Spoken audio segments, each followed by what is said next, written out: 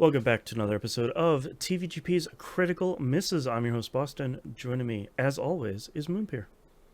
Hi there. Let me just do a little stretch really quick. Oh, yeah. Moon is wearing a sweatshirt that says, "Only the mad survive." Uh-huh. Uh-huh. Yep. Yep. A little costume change here in Uh-huh. celebration of Mad Max Beyond Thunderdome, which is our next movie here. Third Mad Max movie. 3 out of 5. That's Yep. not the rating. That's the number of... That's our Well, progress. Might be your rating well, at the end, but well. yeah. Um, this one's interesting because I feel like looking at the second movie, we saw how influential that one was for like literally every piece of media that came after it. Well, I'm really curious to see now that I feel like in 2 the style of Mad Max seems like it was a lot more set. Like you had the outfit, you had the cars, you had the wasteland, you had the guzzling, like you had everything about it. Seems like it was way more firm than it was in the first movie. Um, and like how much of that is either extended or kind of more set in this movie, because to me the style of these movies and that influence is really one of the big driving forces here. yes. Yeah. Oh boy. Your hesitation is concerning. Is this the black sheep of Honestly, the series? honestly, it should be, and yes, this Okay. is the black sheep of the franchise. Okay. So, okay, so behind the scenes stuff on this. Mm-hmm. Also, I forgot to mention this came out in 1985, so 4 years Oh, after the previous movie. yep. Um, Actually, before I do the some backstory on it, what do you know about the movie, Boston? I know Tina Turner is in it. Do you only know that because of the poster? No, I feel like that's one of the big things in this movie of like, yeah, wow, Tina Turner's in this thing. As like not just like they sometimes do in the 80s and 90s and like, and now Vanilla Ice. Wow, we're at a Vanilla Ice concert. How weird. It's like, why what are we what's going on here? And it seems like it is a larger role than anyways, here's Tina Turner's legs. It's like, what is happening here? Um Yeah, I mean, she was also in a different movie that involved a different 80s person. Part of being in a movie, what do you think that comes along with when you're Tina Turner? um Oh God, is she on the soundtrack? Is she the soundtrack? She's on the soundtrack, baby. Okay. You could do a lot worse than Tina Turner, Uh-huh. that's for sure. Do you know the other 80s, the other movie I'm talking about with the Tina Turner song I'm and gonna the other 80s guy? I'm gonna beat myself up when I don't remember it, and I'm gonna beat myself up. You will. It's The Bodyguard. Yes. Yep. Yep. Yep. Kevin Yep. Yep. Costner specifically is the other person in that. Yeah. Do you know the song from this movie? Oh, I do not. It's "We Don't Need Another Hero." Really? That's where this is from? Yes, "We Don't Need Another Hero" Okay. is the song from this movie. Okay. Okay. Mm-hmm. Did the look on your face for anybody doing the listening, like you went deadpan I was when just I like, said that? Like, what? Okay. Mm-hmm. Mm-hmm. Mm-hmm. Mm-hmm. Okay, so we've got a Tina Turner, we've got a Mel Gibson back. yep. His final time in the saddle as Max. Mm-hmm. I'm especially curious for him with like a very striking performance in 2. Like it was even in a year and a half, 2 years between the first one and the second one. There's kind of a big step up there. Yep. Really curious to see how Max is going to be as a character here. Well, what do you know about the movie based on the title of the movie? I have no idea. So, like, the thing about Thunderdome is I feel like that's a very common shorthand, at least for our generation, of like fighting it out, like going into the Thunderdome and fighting it out. So, like, how much of that is this movie, and how much of that has been like morphed and changed over the years to mean something different? Interesting. Yeah. Okay. I have no idea. But your cultural osmosis is the word Thunderdome means fighting it out. Tina Turner probably has giant hair in this. I can make Okay. that guess. Interesting. But like, coming off of the end of the last movie, where we talked about the Road Warrior being this kind of folklore, folk legend sort of thing, I'm wondering if any of that is kind of extended into this one. You mentioned at the end of the last one of like, these aren't really Max's stories. It's all the stuff that Max kind of, the intersection, pardon the pun, of like Max and this. Yeah, I didn't even plug that until you My said pardon bad. the pun. The like intersection of Max's travels and the thing he's running across, and then them kind of like meeting for a short time, 90 minutes, let's say, and then kind of moving in different directions after that. So I wonder how much of that is. This is 107 minutes, but God, close how enough. could they?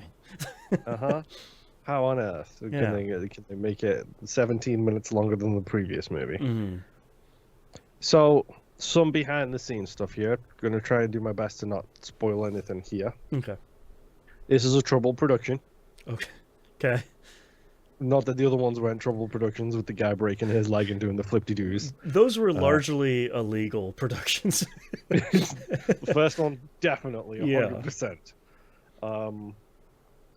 Part of the problem with this, not problem with this movie, but part of the issue with the build-up to this movie, the production company for the Mad Max movies is the, I think it's Miller Kennedy production company. Okay.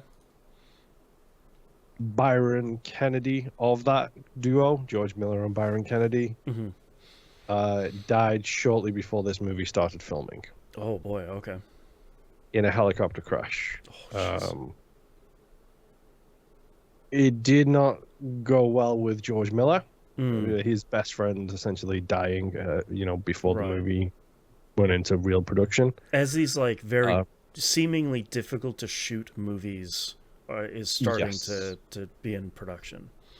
Yes. And this is the only movie that I'm aware of that George Miller has done that has a co-director credit on it. Oh, With George Ogilvy, who is the only, I can't pronounce his name, but whatever. Who is another Australian director, I believe. Okay. I don't know how confirmed this has ever been. But there is pretty heavy evidence to suggest that there was 2 half scripts that were struggling to be made, struggling to be finalized at the same time. And then the 2 half scripts was smooshed and became one script. Right. Which became this movie. Two Mad Max sequels met in the middle and became Beyond Thunderdome. Not even Mad Max sequels. Well, that's more concerning. Yes, because one of them was supposed to be a movie, a post-apocalyptic movie version of the famous book Redacted, because that will give it away. Oh, okay. You'll know it when you get to that part of the movie. This is the least well-regarded of the Mad Max movies, I would say. Okay. I think it's fine. We're not wandering into a trash fire of a movie here. Or if it is, at least it's entertaining. I was gonna make a joke about what we are wandering into, but you'll get that when you see the movie, which Okay. I can't think out. So, Mad Max, what do you expect to continue from the two we've seen so far? I I was gonna say, well, we're gonna see Max driving Papagallo's car from the end of the second one. Maybe not. I don't know. I I assume we'll see more scarcity of Uh-huh. materials and resources because that seems to be kind of the big thing here. Um, poo poo poo poo poo. What are we gonna see? God, I don't know. Like, it seems to me that like Max just trying to get through it, whatever the situation is, to get to where he's going, seems to be the crux of it, and kind of dealing with this roving gang of murderers that he's has to defend people from. Um, Guzzling. I think gasoline is probably a decent bet. Uh, a giant car chase that bookends the movie. Okay. One car chase that bookends the movie, one at the start, one at the end, you thinking? Yeah, Okay. that seems to be the. There's probably at least going to be like, at least I hope there's going to be a cool car chase at the beginning of the movie. Max is back, baby. Vroom. I will say, Mm-hmm. Bruce Spence is back in this movie Okay, I like the sound of that. as Jedediah, Okay. who is not the gyro captain, Okay. but he does have a gyrocopter. Is that going to be the thing in Mad Max? Is like, this guy's back as someone totally different. It's like, yeah, wait, what? 100%. Every single movie has an example of this. Right. This is my buddy. He's back. Not as toe cutter though. And it's like, yeah, wait, what? You are correct. Yeah. Okay. Well, that's kind of fun. You put all your buddies in the movie. Yep. So in Mad Max 2, do you remember the guy on the left side of the people that were on the front of the car? Mm-hmm. And the guy who was like, "They're so brilliant, you should just accept the offer." Mm-hmm. Yeah, that was Benno from Mad Max 1. Oh. I didn't even realize. That's great. Uh-huh. Everybody's in here. Bring them all back. Every movie has at least one person from the other movies, except for Mad Max 1, because that was the originator. No wonder why Kojima likes him. Because he just keeps putting the same people in his movies again and again. Yep. Yes, George Miller is the Remedy Entertainment of movie making. Oh my god.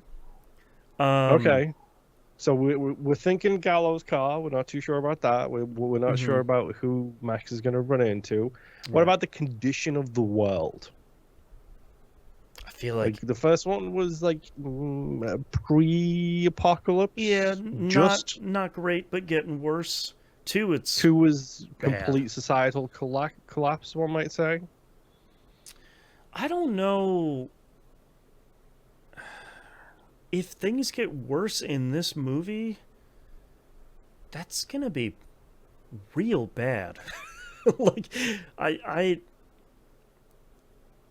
these movies are as dark as like 70s and 80s movies are, but I wonder how much if it gets darker, that seems like it's going to be pretty dark. Well, yeah, I still think 1 is the darkest of them all, for the record. Yeah, 1 is, it never gets grim mean in a way, but it's like it's pretty rough. Yep. Yeah. Pretty much. Yeah. I don't know. I'm kind of like coming into this one. This one's really interesting because I feel like I'm sure it will be impactful, and I'll recognize 200 more references that I've seen in everything. Another Fallout game's worth of references. But I feel like for as big as the Road Warrior was in the U.S. and how much you heard about that. I feel like I've heard less about this movie compared to like 2 and Fury Road, obviously. Like those are kind of the big tent poles of the franchise. So hearing this, seeing this movie and thinking about it, I'm sort of like, I have no idea any of this. It's just kind of surprising. Yep. It's surprising, but also it's probably the least talked about of the movies, if I'm completely honest. Yeah. Despite the fact that certain aspects of this movie are 100% in, like, it has absorbed into the cultural osmosis and like the stuff said in this movie that is used all of the time these days. Right. And a lot of people probably don't know it is from this movie. Yeah, that's what I was going to say. Nobody talks about it. You might say X, Y, and Z, but like you don't know where it came from. Like everybody says time is a flat circle. You don't know that came from like 3 years ago. Yep. Yeah. Interesting. Are there any... Oh, go ahead. No, you go ahead first. I was going to say, are there any sort of interesting kind of parting words here before we go check this thing out about Thunderdome? So, it's more of a dumb factoid than it is anything else. Okay. George Miller owns the rights to Mad Max. Sort of famously based on creation issues of other stuff. Yes. Yeah. We'll talk about legal issues when we get to the next movie. Yeah. Sort of famously or infamously, yeah, has had legal problems. Yes. One of the reasons he owns the rights to Mad Max is because he was originally signed on to direct the Warner Brothers. He had the contract for the Warner Brothers movie Contact. Okay. And Warner Brothers wanted him to not direct that movie. Okay. So in order to make him basically step aside from his contract, they gave him the rights to The Road Warrior and Beyond Thunderdome. Interesting. Because because Mad Max 1 was an independent. Because he was one of the like 10 people that made that movie. Yes. So because they co-financed and co-paid for The Road Warrior in this movie, when he had the contract to direct Contact, they were like, look, just we want to get this other guy in. We're really more interested in this other director. Right. We want him to do it. Robert Zemeckis, by the way. Okay. Sure. We want him to do that movie. Can we, negotiate something here between us How about we give you these step two aside? guys? And his thing was he didn't want money. He didn't want a payday. He wanted the rights to his movies. Smart. Which, good guy. Yep. Like didn't take a big 10, 6-7 figure payout. He was just like, no. You just give me the rights to the franchise that I created. Yeah, give me the other 2 movies and we'll be good. So he did. They did. I will say, having seen Contact, I really would kill for a George Miller version of that movie. Yeah, that'd be pretty interesting. Wild, dude. Wild. And I'm excited to see Miller writing and directing something after a couple of years after the second one too. Like how much is there? Like how much growth is there? What was the years again? Was it like 79, 81, 85? Yep. Yeah. I'm surprised I knew that, to be completely honest. You got it. You're a professional. A Mad Max professional. No, I'm not. All right. Any final thoughts here before we go check this guy out? No. I am curious as to the second part of this episode, we'll say. Ditto. All right. Let's go watch the film. Yep.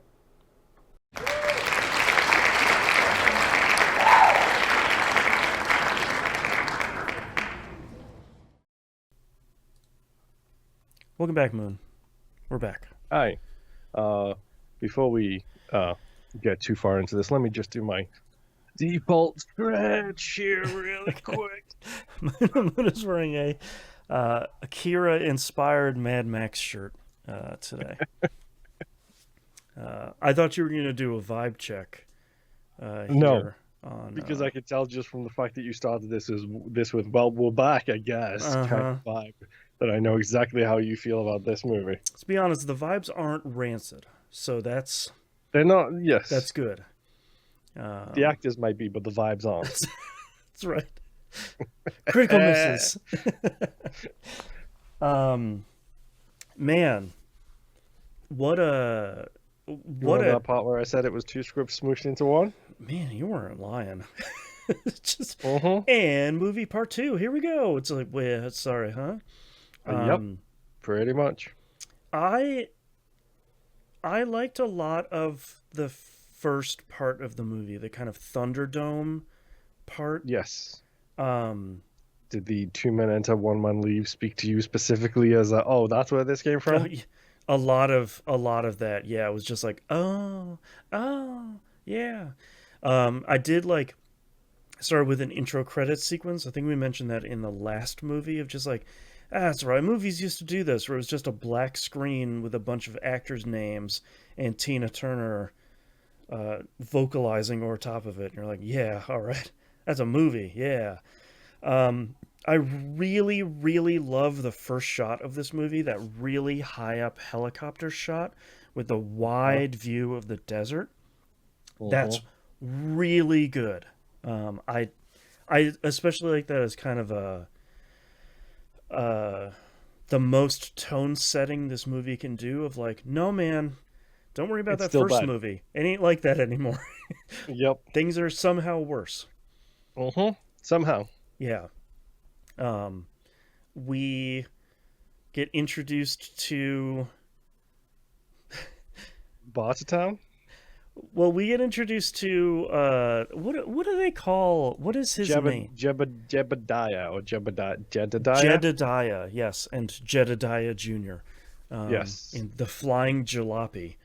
Yep. Um, get As in they steal Max's stuff. really like really like the shot of Max popping up, just like, what the hell, man? I was like, of course it was Mhm. him. Yeah, this thing pulled by camels. Of course it's Max. Why not?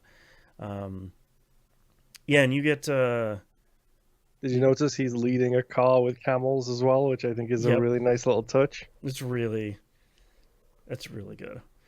Yeah, we get introduced to Bartertown. I really love the guy with water that says, "What's a little fallout, eh?" Like that's Yeah, a as the really gag counter just goes off the charts. and he's just like, "Hey man, I got what I want. I It's yeah, good, it's good, clean water. yep, quick, quick, quick, quick, quick." It's just like, yep, that's pretty good. Um, Hmm. we also get introduced to Mel Gibson's wig, which is bad. It's very bouffant. It's very 80s. Yeah. Um, I do like the extension of the kind of white patch. Yes. Uh, that's kind of fun. Um, and we're kind of Immediately taken to Bartertown, which I love. It's like, yeah, if you don't have anything to trade or barter, you ain't coming in. right, Like, period. End of discussion. And he's like, look, someone stole my stuff. I need to go get it. And their response is, if you're not here to trade, right. then you're What do not you got coming for in the trade? door. And he's like, I've got skills. And I love the fact that the quickest, fastest response is, apologies, the brothel is full. Yes. Yeah, What a line. I actually really like that guy. I just had to look him up. He's the collector. Hmm. Um, I really like that guy as just like the kind of Auntie's right hand man and the guy who kind of ostensibly runs Bartertown, even though there are Yeah, like four he's people that upper run. management. Yeah, yeah, like, but I just love that like no nonsense with him, and he has a lot of really great uh, lines throughout the movie of just like the rules of Thunderdome and how the city runs and kind of that Yeah, whole he's the thing. world builder essentially for this movie, it feels like. Yeah, yeah. I think he does a really great job. Yes. And so actually, Mhm. let's talk about this real quick. Hmm. Iron Bar is introduced here at this point too. Who is the guy with the mask behind his Right. head? Um, Iron Bar is the comedy for this. One might argue. Yeah, like a comedy villain, not like to the Home Alone, Wet Bandits sort of level, but like he's He not he he's he's a not bit of a toe cutter. doofus. Yeah. No, he's not. And can we talk about the fact that, and I didn't realize this until I watched it and thought, this seems a little tame compared to the other movies. Hmm. This is a PG-13 Mad Max movie. I didn't notice that until I just sat down to get this episode ready, like this the second part of this. And I was like, oh, Which explains some things, like, for example, Iron Bar's 9 lives. right. Yeah, he's a little bit. He's like a horror villain. He just keeps popping back up. It's sort of Yeah, like, and he has oh, the scary mask too, except he doesn't wear it. It's on a right. stick behind his head. Yeah, it's like it's you're back, huh? Okay. Mm-hmm. Sure. So, I have a question. Yeah. Is this the original weapons stay here scene? Oh. There's got to Because be it's ones a before this. Yeah, but specifically, I'm talking about the ridiculous amount of weapons come out moment. It's a real good. I this is probably this probably isn't the first one, but I bet this is the genesis of The funny one, yeah, like people riffing on this one as just like how many shotguns and small pistols can one person hold on them on in yep. their outfit. He's Um, got a Mauser, which is what Tokuta used, or not right. Tokuta, Tokuta's second in command used, Bubba Zanetti Yes. used. He's got a wrist crossbow, which is what Wes was using. Yep. He's got who knows how many knives and shotguns and pistols and everything else. He's ready, man. Uh-huh. Yeah. It's a pretty good scene. I Yeah. I think the thing that I like the most about um Bartertown, especially when you get into the like the pig area, and I wrote it in my notes, is man, we used to light movies, huh? Like some incredible like mood lighting in just Uh-huh. a pit full of pig poop. Yep. Um just which the town runs on, of course. Um Uh-huh. and just like man, we used to light movies, huh? Like man, look at this thing. Whew. Yep. I mean, the Um whole thing, like when you're going through Bartertown during the day, it's really well lit because it's the middle of the desert. yep. So of course, um, the Dr. Dealgood's like speech when Yes. he's selling the camels So good. is fantastic. The eco-friendly. You can buy them and drive Yep. them off the lot. No big deal. That Uh-huh. he's I really like that character a lot, especially with the like really big fur coat that's like way The too big raven for him. feather coat as well. Yeah, like he's really good. Him just kind of being this like shady uh sell anything barter plus the dude who's the MC of the Thunderdome, like he's real He, good. he has one of my favorite lines later on, but we'll get to it. Mm, But like he's got to be like a classic like theater actor, right? Because this is he's like a gotta be. Christopher Lee level of performance where it's Yeah, just like I'm broadcasting this for the people in the cheap seats that's kind right. of thing. I'm chewing whatever scenery you put in Uh-huh. front of me. It's so Um, good. Yeah, I mean again, Fallout inspirations all over the place. The Atomic Cafe is here. yep. And like they want him to be a hitman. Hmm. The cop is a hitman. I'm not saying anything, I'm just saying. Right. And so he has to meet the person who quote unquote runs Bartertown, Anti-Entity, Hmm. which is a lift into a thing that's floating above the city, which Yeah. for some reason is lit entirely in blue. Yeah, the whole thing, her whole area is wild. Like, not to mention the, like, smooth sax jazz that guy is playing. Was You Tone? think you think it's you think it's Jesse flashbacks time? right there. Oh yeah, Tauntaun Tattoo, her Mm-hmm. saxophone player. She has very clearly clean water and fruit, Yep. which is a really like her holding up that kind of almost like crystal jug of this clean water is just a lot of like, oh dang, okay, Mm-hmm. you got it, man. All right. Yup. Um, yeah, it's And then yeah, Max gets attacked. yeah. I, He gets I do like the the fact that someone says he's quick. I think the collector is like, yeah, he's quick, and I was like, mm-hmm. ah, Ah, I see what you did there. yep. I see what you did there. Carrying it over. Uh-huh. Um, And and then, yeah, what he gets assaulted by everybody. it's like five dudes, kind of all Yeah. at once. And then it turns out the fly swatter that he kept has got a secret dagger in the handle. I forgot about the fly swatter until he pulled it out, and I was like, "What are you gonna?" I thought it was gonna be like a Jackie Chan sort of moment of like pop pop pop pop pop like Where he back and throws forth it. on the face, like. Yes. But he's like, "No, it's a sword. It's a tiny dagger." It's like, oh, Uh-huh. that's pretty good. That's a good Mad Max bit. Yeah, congratulations, you're the first person that survived the audition. Yeah, that's a great. Survive the audition is a really great phrase here, especially because he just unceremoniously throws Ironbar out of the window. He's just like, I'm done with this dude. Get out of here. And he survives. Yes, Still. regrettably. Uh-huh. Um, And yeah, this is where we meet the pigs, and I don't think it's a negative portrayal. I genuinely don't. mm, This is where we meet Master Blaster. it's a potentially sticky portrayal of Of two people with disabilities. yeah, and disabilities that have been so readily negatively portrayed in so many movies, because it's a little person that's riding on the back of a really big dude who we find out later has Down syndrome, and like the whole time they're on screen, I'm just wincing of like, oh, it's from the '80s. Oh, when are we gonna like?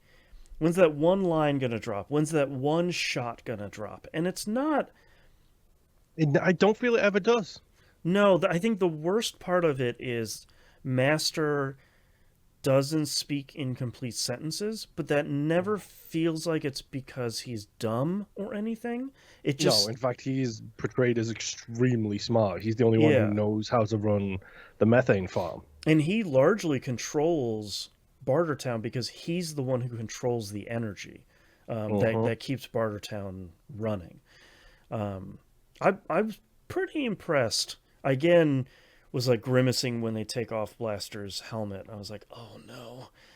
But I agree. I think without knowing the like particularities of how film has portrayed um, uh, like people with disabilities like this, it seems like it's largely handled pretty well. I think. Um, Yeah. And the ironic thing is here, the thing I think is maybe not ironic, but really interesting throughout this movie is the fact that everyone's a villain. Nobody is yeah. a good guy. No. And Even Savannah, who could be portrayed as a good person, is not a good person. Is not a good right. guy. And Like, it's not even like shades of gray. It's just like, no, all these people suck. Like yeah, they're all like selfish in like their own Master ways. swinging his ability around to put embargoes up, Hmm. making anti-entity say that he runs Bartertown over the PA, but at the same time she's in the process of trying to have Blaster killed, Right. and it's just like everyone is such nightmare humans. You're all the worst. Uh, yeah. Um, I this whole sequence here where Max eventually kind of goads Master Blaster into starting a fight to then get the two of them to go into Thunderdome Well, to he does like uphold a the couple of law. days of recon. We meet the pig killer, who he's got life imprisonment, but down here life is 2 to 3 years, so it's fine. It ain't so Which bad. is It's just just really great it's delivery. such a throwaway line that he's just like, yeah, it's 2 to 3 years, it's fine. Pig Killer's great, man. He's just I love Uh-huh. like I didn't really Had to like feed him my in kids, didn't I? This is just such a good line. I didn't really like him until that like 2.5 to 3 years delivery. He's like, it's only 3 years. It's not so bad. It's like, okay, Mm-hmm. all right, great. Yep. Um, Yeah, this is the Master Blaster runs Bartertown, yep. and this is also during the recon sequences where Max finds Blaster's weakness because Hmm. his car alarm goes off while the Black Thumb is trying to disable the bomb, and he Right. doesn't know how. Hmm. Yeah, it's an interesting. I feel like it's a thing you see more often now, but I think it feels pretty good in this movie to have his Blaster's weakness being um, like loud, And sort of shrill overloading audio noises. sensory things. Yeah, especially in that helmet, which I'm sure Yes, sound gets in there and just rocks around in there. Um, 100%. I And yeah, you're right. This is where they do a fair fight as provided by law. yeah, And a Max, great line. it's a good line.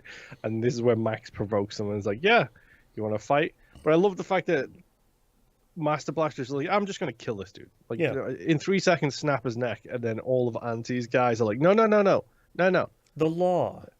That's not how we do things here. That's right. What is the law as is written?" And Right. Auntie Entities there in the skylight in the ceiling proclaiming the law. Hmm. Yeah, the Thunderdome, Boston.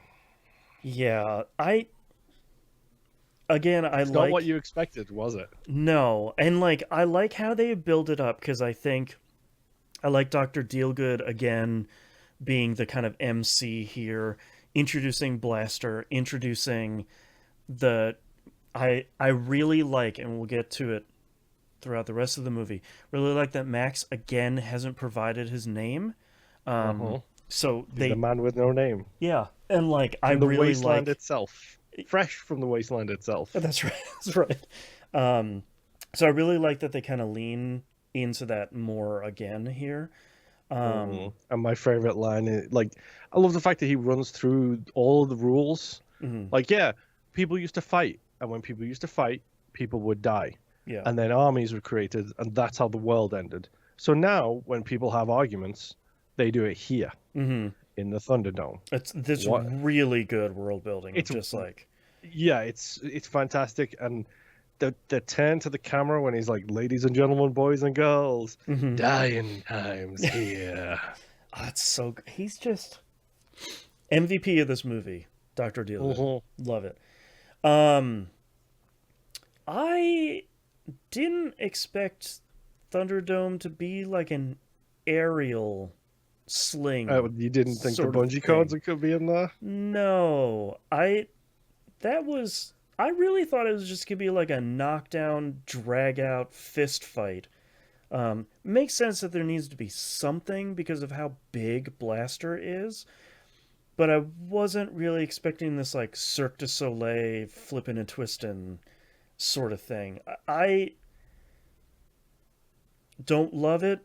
just to like I don't either, if I'm completely just to honest. be pretty, and I think a lot of it is um it's shot interestingly, and I I think the direction and the editing sort of struggles to show stuff in a way that feels good. Like I don't need this to be, if you think of like a your sort of stereotypical action, sort of like kung fu action movie where the camera's shooting from further away and you're seeing a lot of sort of one shot of action.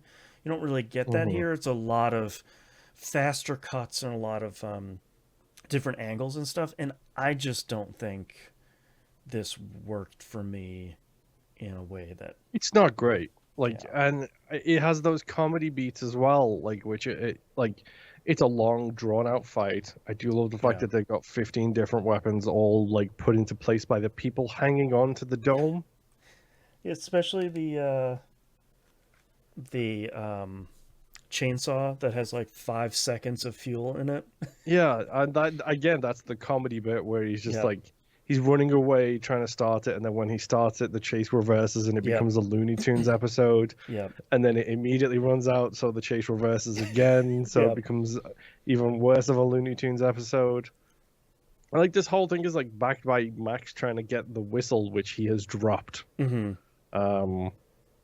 to try and gain his advantage, which, you know, he eventually does. He does get ridden like a bouncy castle for a while, which I think is kind of funny. It's a really that's surprisingly kind of the most readable part of this scene is him getting bounced while he's trying to grab the whistle from the dirt and like getting it and dropping it and not able to fully blow it because he's getting his lungs pushed out of his mouth. Like there's some pretty good stuff there. Yeah, but eventually, you know, he drops the hammer. Yep. Boo. Sorry. And yeah, that's when we get Paul Blaster's reveal, Yeah. which the only innocent person in this entire movie And I like that Max doesn't kill him. doesn't do it. Like even though that's the job he's being sent on, he won in the Thunderdome, and the law is you gotta kill him.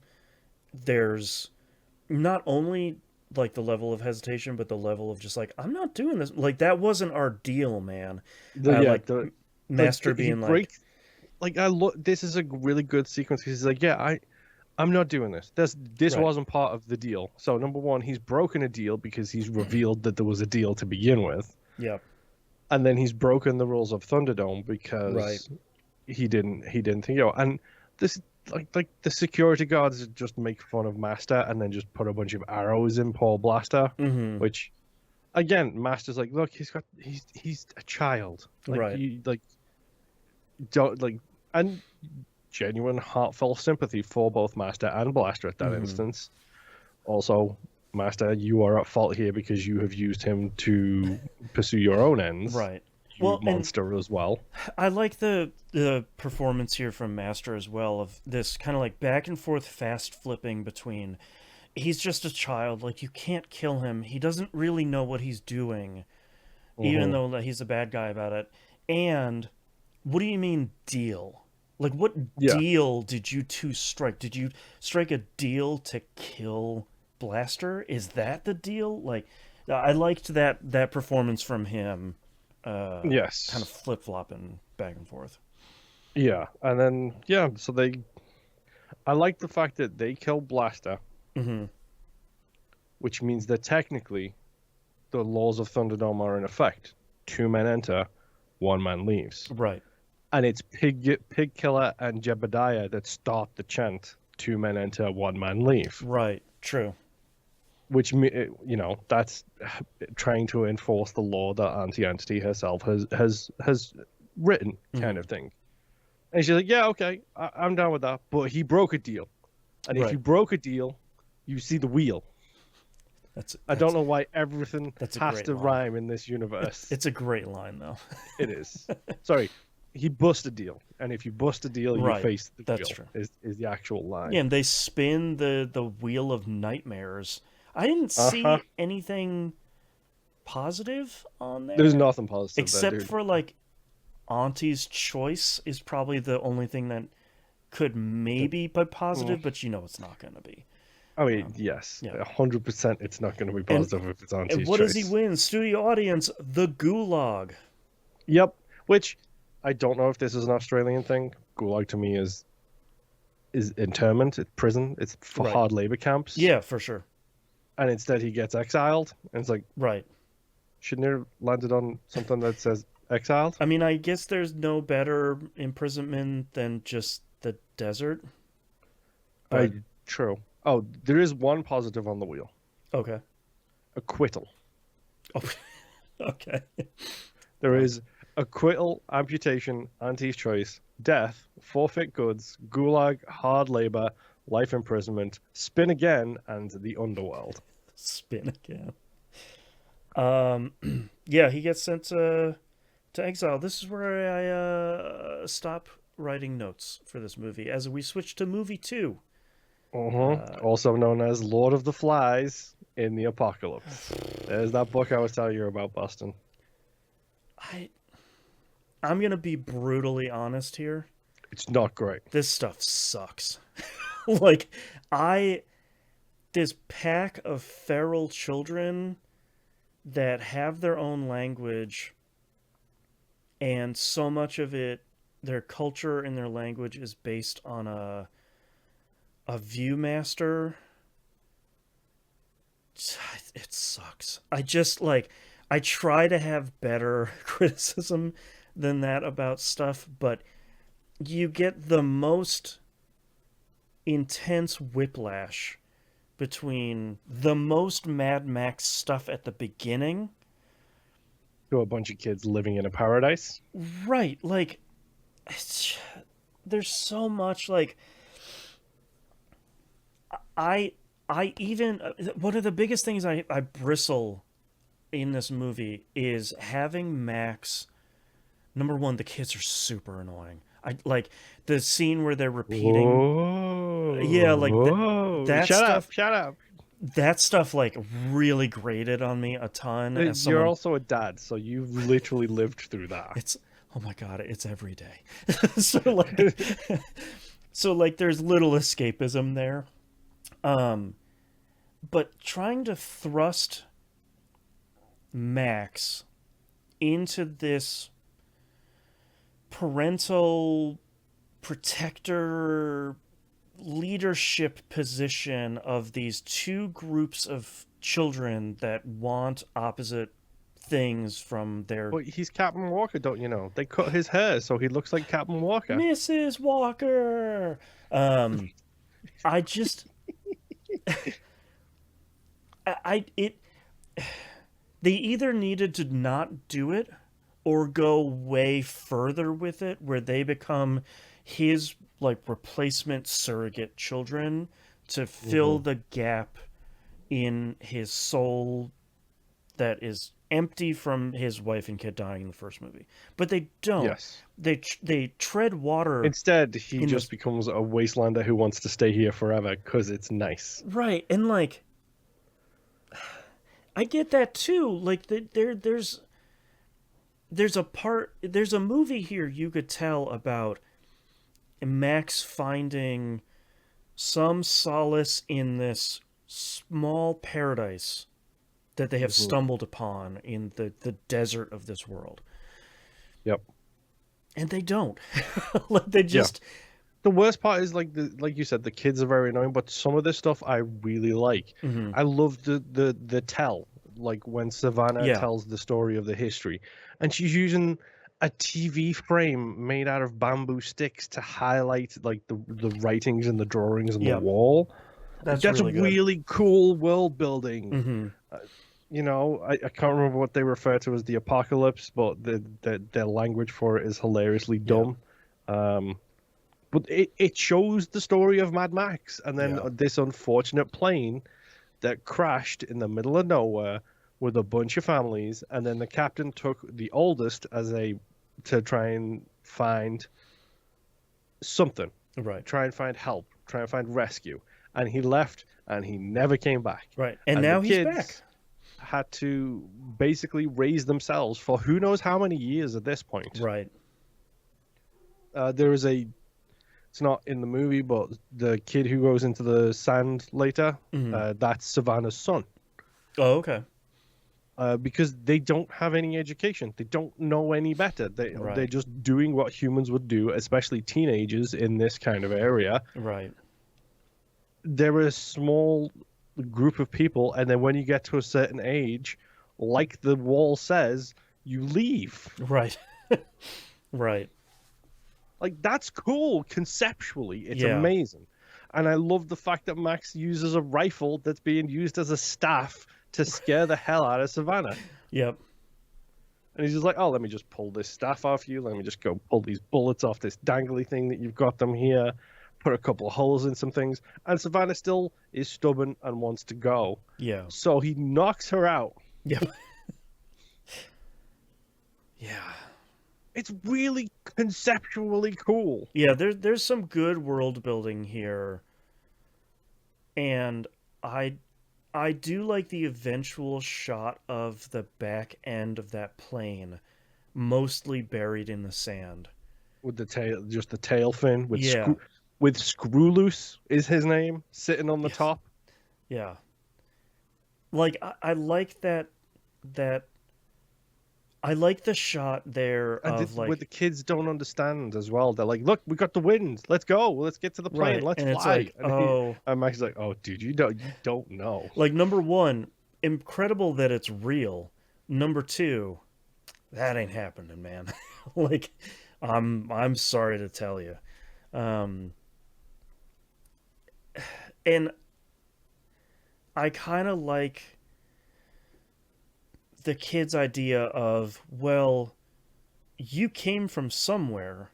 Where'd you come from? Oh, it's this big town with Mhm. people? Let's go to the big town with people. And he literally says it's a hellhole. Right. Like you He's don't like, you don't understand. even They know. will chew you up and spit you out like you didn't exist. Right.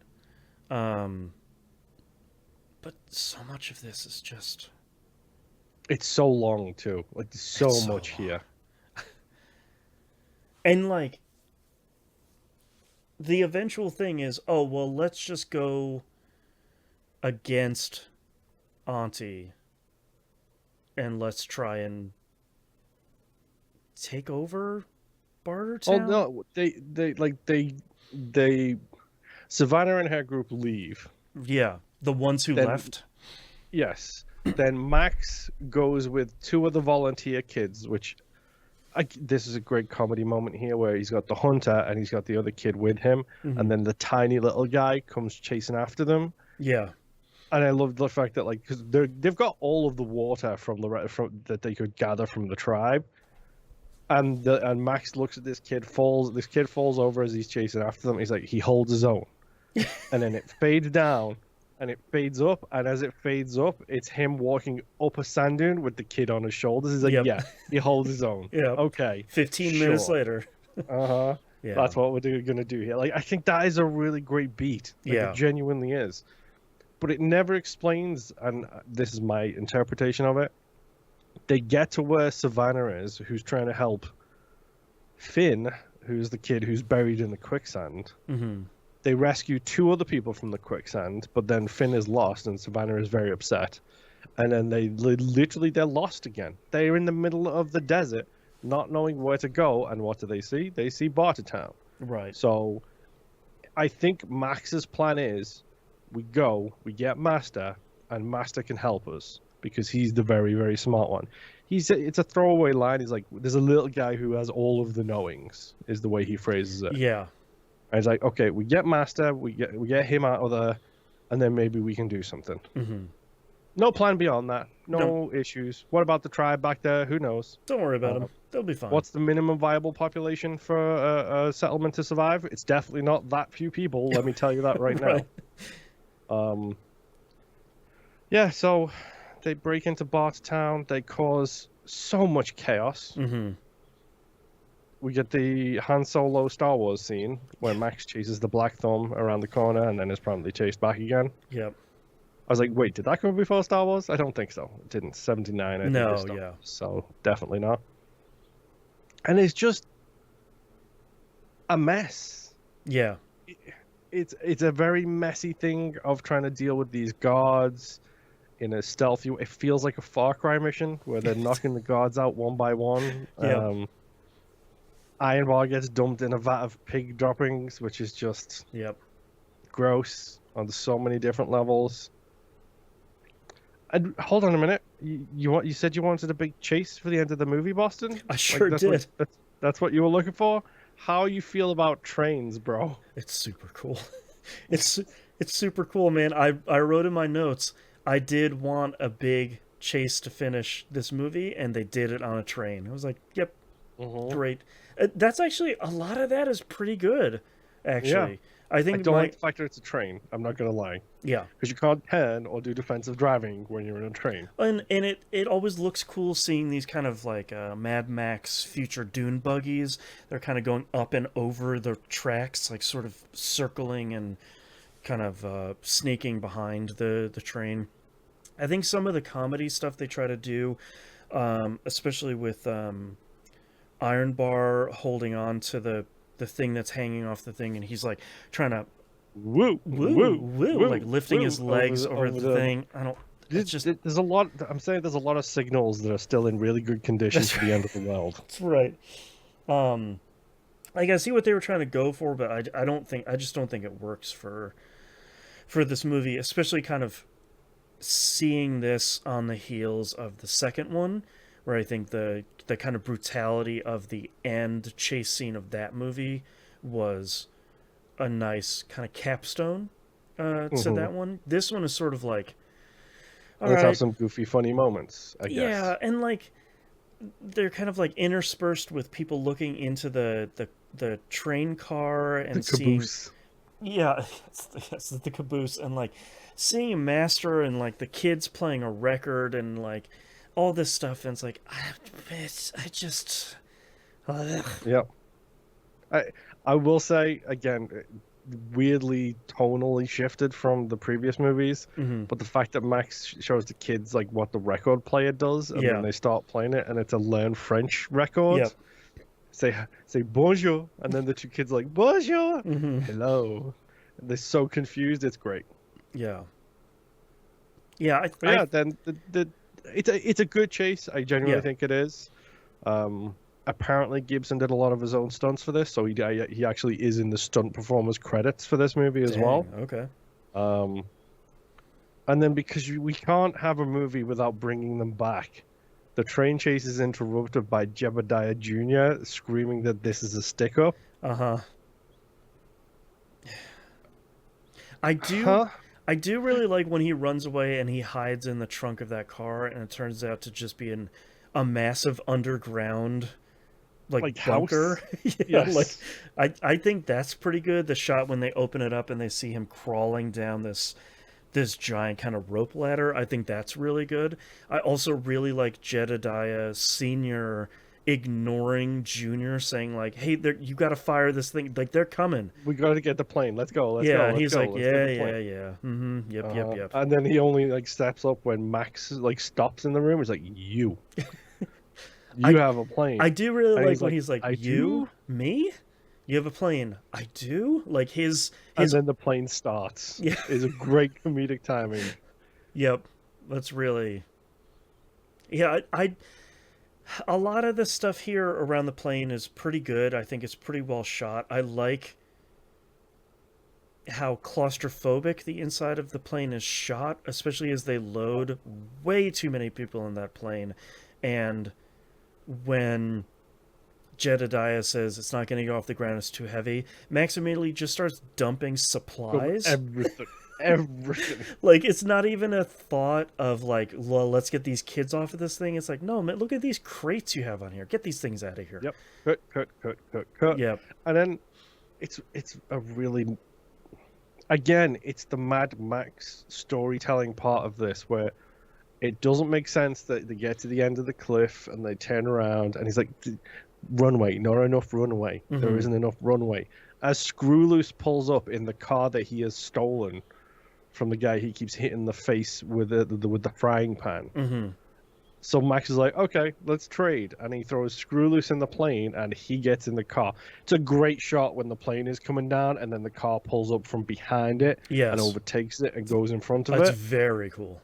It's a really cool shot and it's just like, okay, Max is going to do his Max thing at this point, Yeah, I guess. finally back in a car after, like, almost 2 hours here. Uh-huh. Yeah. And he does his thing. Yep. Opens up a runway for the... Yep. The, By getting into a head-on collision. Yeah, man. Yeah, man. That was a hell of a crash, dude. Uh-huh. Sheesh. Yeah, man. Yeah. Yeah. Yep. Yeah, the plane flies away. Yeah, and And we get that's the movie. another narration. Yeah, right, true, right. What does he say? It's Savannah. It's Savannah, Right. basically doing the tell again, Right. but this time she's doing the tell, talking about the escape and the journey to Never Neverland, and they saw what was true, which was what Max said it was, Right. which is yo, there ain't no more cities no more, as they arrive at like abandoned Sydney Yeah. with like there's the opera house and the ocean is gone. That's a very cool shot. Uh-huh. Yeah. And yeah, they're like, yeah, we light up the city, just in case there's any other travelers out there who, might need some safe harbor. And it's like, that's a bad idea, dude. That's not a good idea, man. That's not a good idea. Yeah. Yeah, it's not a good idea. Canonically speaking, Yeah. Sydney does not go well if you play the Mad Max video game. You go there and it's full of buzzards. Oh boy. I do like, just like finishing up the second movie, I do like the end of this movie is the tale of Max. The kind of folklore, especially coming from these kids who their culture was folklore and their culture was these tall tales and the telling with a capital T. Yes. And all of that. Like, I like that the tale of Mad Max, the tale of the wanderer, essentially, continues to live on. I think you mean the Road Warrior. Thank you very much. That's right. I was thinking about Diablo 2 again. But like that tale continues to live on in a way that I think is interesting, that you have that through line from, the starting in the last movie. Is this what happened? Is Max like we talked about in the last movie? Is Max a real person? Is this a real story? Is this just the legend of the Road Warrior? Did a little bit of this happen and then just kind of got bigger and got misconstrued in additional tellings? Like, who really knows? But I like that this movie leaned into that again, of the tale of the Road Warrior, the tale of the eternal wanderer in these movies. Yep. Yeah. We didn't talk about it, but Auntie met with Max, called him a Raggedy Man again, had a laugh, and then left. Yeah, I forgot she called him Raggedy Man again. Yeah. I gotta give a lot of credit to Tina Turner, too. Chewed the hell out of this movie. She goes for it. Yeah. She 100% goes for it. She leaves nothing on the field. I gotta give her a lot of credit for that. And apparently her wig required her to be shaved bald. And she was like, yeah, that's cool. Let's go. Yeah, Tina Turner doesn't care. It's all good. Mm-hmm. Just don't mess with the legs and you're fine. Legs and the voice, dude. Yeah. This movie's rough. Even the good first half still has a bunch of problems. I don't think it's not unwatchable by any stretch of the imagination, but it starts uneven and just nosedives once he gets sent to the gulag. And so much of that is it's not irredeemable, but it's probably not a movie. I would sit down and I would happily watch the first two movies pretty readily. I don't think I would sit down and be like, I'm going to watch Beyond Thunderdome. I don't. I'll be honest, this is the first time I've seen Thunderdome in probably at least 10 to 15 years. Yeah. I don't blame you. Yeah, I don't want to see Thunderdome. I don't want to watch it, generally speaking. Yeah. So soon you could watch two other ones. I guess four other ones. We just four other ones at this point, yes. Yeah. All right, let's do rating here real quick. IMDb has this at a 6.2 out of 10. Rotten Tomatoes has this at an 81% on the tomato meter. Again, it's an older movie, so don't worry about it. 49, excuse me, got a little desert in my throat. 49% here on the popcorn meter. Letterboxd has this at a 3.0 out of 5. I rated this a 2.5 out of 5 on Letterboxd. Yeah, I think 2.5. Yeah. 2.5 is probably about right out of 5. Right in the middle. It's depending fine. On how I feel, I might even go as low as a 2. Yeah, you catch me on kind of a bad day, and I'm like, yeah, like Thunderdome. Look at all these kids. Go check out our conversations around the Borderlands movie, the Venom movies, the Morbius movie, about why rating something a PG-13 might not be the best idea. Yeah. Especially in a franchise with two movies before it, both rated R. Right. And spoiler alert, 2 movies after it, both rated R. How strange. Oh man, yeah. Speaking of the other two movies we have here in the season, uh, that's the end of Beyond Thunderdome. We have the big one next, Mm-hmm. which I'm Yep. very much looking forward to watching. So, Go ahead. just before we sign off, Yeah. Mel Gibson, Yeah. as a whole, not the person, the performance as Mad Max. Right. Positive, negative. I think 2 is his best performance, like Yeah. facially, expressively. I think a lot of him having way more dialogue in this movie hurts his character. I forgot Which to mention that. it's not even a lot. It's like Yeah. he has like maybe 120 lines compared to like 60. It's like not a lot of Yeah. dialogue. But I think him in the second one, I agree with that. I think that's the outstanding performance, and a lot of it I think is the kind of quiet nature of that performance. Mm-hmm. I think he did. I think he did great. He's like an actual infant in the first movie, which is he does okay. But I think a lot of my fondness for these movies will probably rely a lot on his performance in the second one. And this one, Yeah. he's okay. You can tell he's getting some more chops, acting chops under his belt. But man, that second one. Yeah, I forgot we're gonna be saying goodbye to Mel Gibson as Max here. Mm-hmm. Yeah, it's interesting. We can go into it for the next one. I will talk about him a little bit at the start of the next one. Okay. But there's a lot of valid reasons why he wasn't in the next one. We'll say. Right. All right. Well, like I mentioned, we got the big one coming up next. Hopefully, you'll join us for the next episode. Thanks so much for listening. Bye. Bye.